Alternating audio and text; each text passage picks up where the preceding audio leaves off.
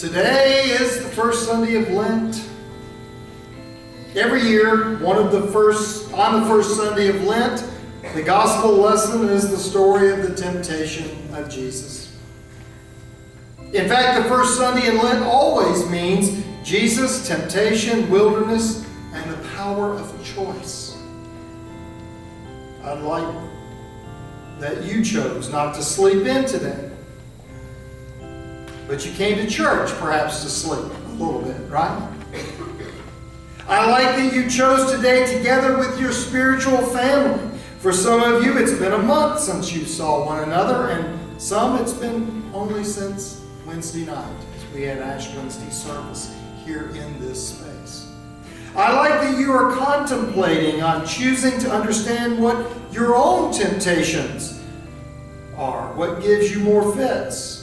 Greed, lust, jealousy, or anger, hate, or strife. I like that you choose to know that you and I are not Jesus. So to say no to temptation, we need all the help we can get. I like that you choose to find hope and love and be present in community. Being in connection with the Spirit of God, that is where so much of our help comes from. This year, the temptation story is from Matthew. If you're keeping score at home, next year it'll be from Mark, the year after that, Luke, and then back to Matthew again. It's the same story with minor variations. Jesus had just been baptized. The Spirit leads Jesus into the wilderness. While in the wilderness, he is tempted by the temptations that are commonly found in life. We follow a 3-year cycle of readings, and not many stories are repeated year after year.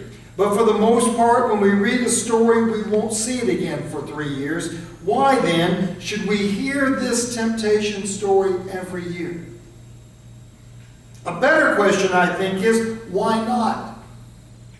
Why should we not hear it every day? That's how temptation comes to us, isn't it? Every day. Is there anyone here who did not experience some kind of temptation yesterday? 2 ball games going on. One started off very sluggish. Were you tempted to throw something at the TV? The other one tied up with a few minutes left in the game. Were you not anxious to say a few words that you probably didn't need to say? Is there anyone here that does not expect some kind of temptation tomorrow?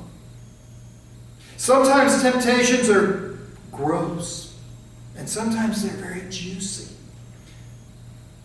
Sometimes it's about going on a bender, or the big fat chance to embezzle something, or getting revenge on someone who has hurt us, or hating someone or a group of people that you work night and day to make sure they are excluded at every level of life that can be found.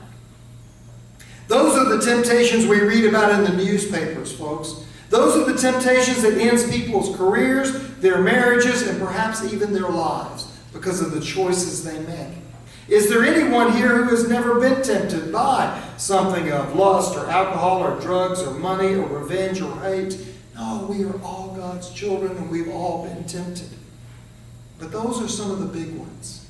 Those big ones. There are other subtle temptations too. The temptation just to pad an expense account by a few dollars. To cut corners on your tax return by a few dollars. To snap at the kids, to ignore your spouse, to get so wrapped up in work that we have no time or energy for anything else, to create an excuse because you just didn't want to do what you said you would do, to make promises we don't tend to keep, to tell a smallish lie just to get off the hook. When we read the story of Jesus' temptations, we find the tempter attacked when Jesus was the most vulnerable. When Jesus had gone 40 days without food, it says that the tempter attacked Jesus at the point of his vulnerability. He offered bread to slack Jesus' hunger. Now, some gathered here today might have, but in reality, very few of us have been that hungry. Very few of us have gone 40 days without food. Very few of us have experienced what it is to be starving to death. We say it all the time, don't we? But how many of us have actually been to that point? We seldom miss a meal, much less go a day without food. We haven't experienced the weakness that comes with real hunger, with real starving hunger. The pain and the collapse of the body. We haven't experienced the lethargy, the mental fogginess, the despair. There are plenty of people in this world who can identify with Jesus' hunger after his long fast. Not because they are fasting, but because they don't have. But that's not our world. You and I, we really don't know real hunger. But if we haven't been desperate for food, we have been desperate for something else. Some gathered might have been desperate for love. Some here might have been desperate for a kind word, for a bit of attention. Desperate for a real chance in life, for a foot on the ladder, for an education, for a decent job, for an opportunity to succeed. Some gathered here have been desperate in their past or present for approval. Oh, if only that certain boy or girl, or only if that individual would recognize me. If you've ever been desperate for anything at all, perhaps you can understand in some smallish way the desperation that comes from a starving person, food or not. It was like that for Jesus when the tempter tempted him to turn stone into bread. Stone into bread.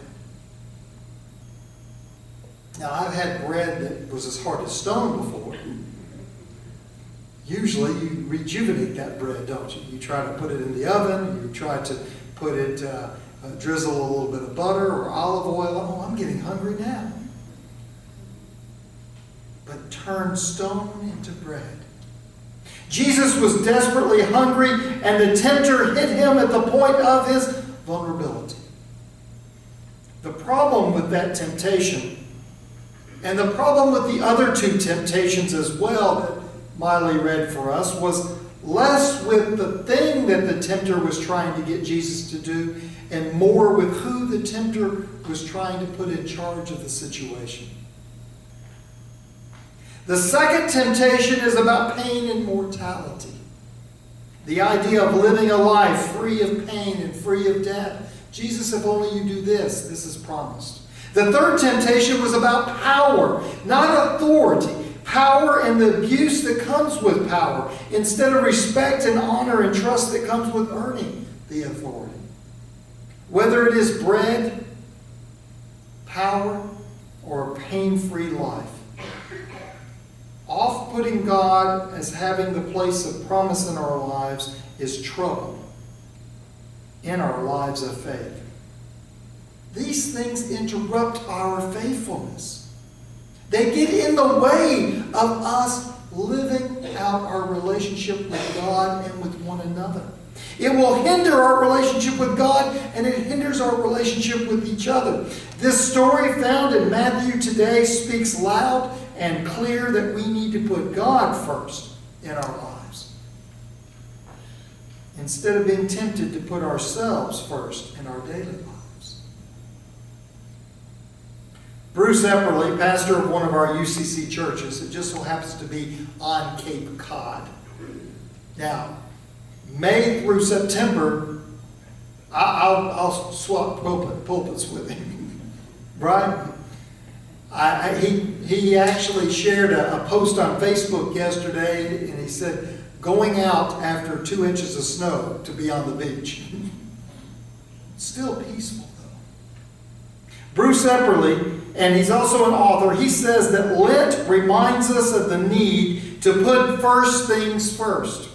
And the first thing is God. When we seek God's realm first, we cultivate simplicity and self-awareness and awakening for God's way amid life's many, many possibilities. That is our struggle in life, folks. Who is in charge of our life? And then how do we live life?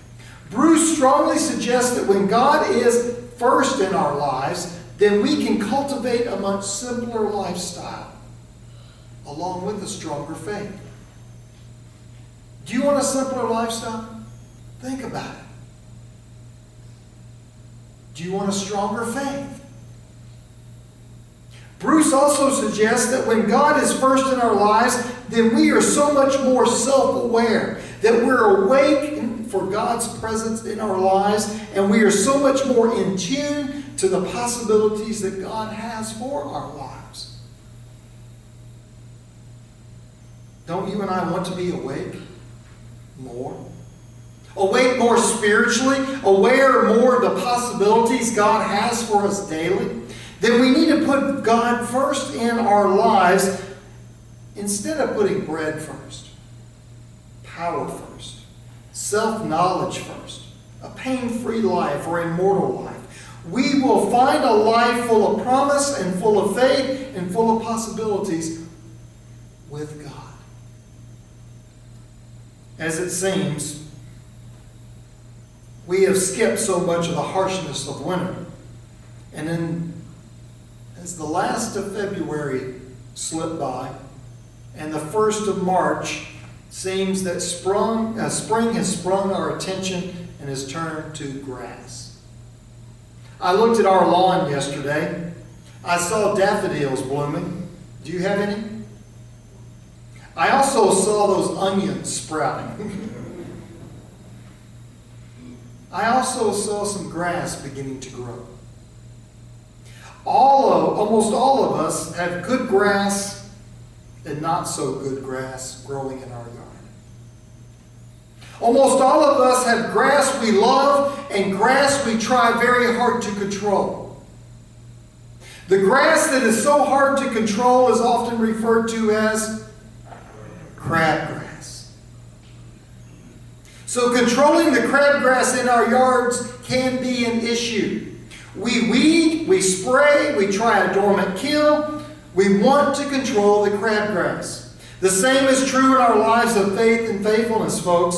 All of us have elements of faith and faithfulness in our lives that we love and that reflects beauty and that offers hope and that looks towards promise and possibility. We all are created in God's image and we have those things in our lives. But we all also have areas in our lives that are hard to control. We want immortality.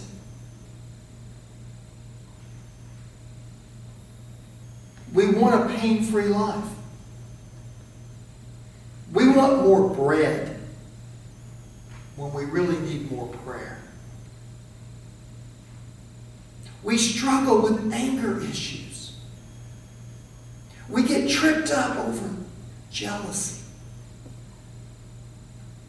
We live in fearfulness. We give in to hate. We let pride dominate our parade. We allow greed and lust to consume us. We wallow in self-pity. We cling to selfishness. We put apathy first instead of God. We forget how to be compassionate and kind. We convince ourselves that our way is the only way and it is the right way. We love ourselves more than we love our neighbor. And some days even more than we love God. We neglect our neighbors. We hoard our stuff and forget to share what God has given us. We judge with squinty eyes. We shut off our empathy. And we harden our hearts. All of these temptations are but crabgrass in our yards called life. We need help controlling this crabgrass.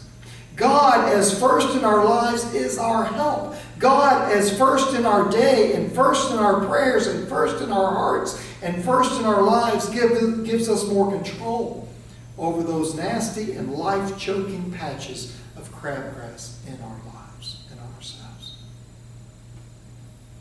Jesus' example was to put God first in the crabgrass he discovered. Our lives can echo that of Jesus' life if we too put God first in the areas of our lives where that crabgrass is growing. It needs to be controlled. God is here today to help us. To help us control that tempts us.